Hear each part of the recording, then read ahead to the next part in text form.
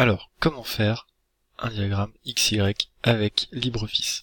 On sélectionne la plage de données dont on a besoin pour faire notre graphique, on clique sur l'icône diagramme, voilà, et on a un premier graphique qui apparaît.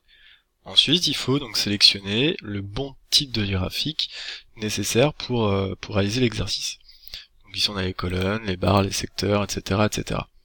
Nous, on veut représenter ici la quantité d'ADN en fonction du temps. Donc on a besoin juste d'une courbe qui représente donc la quantité d'ADN en fonction du temps. Hop, si je regarde là, là j'ai une courbe. Mais le problème c'est qu'en fait j'en ai deux. Alors faites attention parce que souvent vous vous trompez, vous sélectionnez le type de diagramme ligne, et ce type de diagramme en fait ne prend en compte pas du tout les deux variables. Donc elle fait juste une courbe avec le temps et une courbe avec la quantité d'ADN. Donc il n'y a pas une mise en relation des deux informations. Donc ce qu'il faut choisir, c'est XY, où là vous allez avoir correctement donc une mise en relation des deux variables, des deux axes. Alors, hop, donc plage de données, on peut vérifier, voilà, la plage de données qui a été sélectionnée, la série de données, là on peut vérifier si en X on a bien ce qu'on veut, et en Y on a bien ce qu'on veut. On a dit qu'on voulait la quantité d'ADN en fonction du temps. Donc après, en fonction de, j'ai X. Donc il faut en X le temps.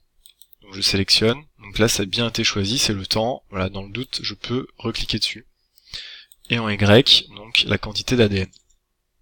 Pareil, je reclique dessus. Ensuite, donc je peux rajouter des éléments au diagramme. Donc là, par exemple, je vais rajouter le titre, donc quantité d'ADN en fonction du temps. Un titre pour l'axe de X, donc on a le temps en minutes.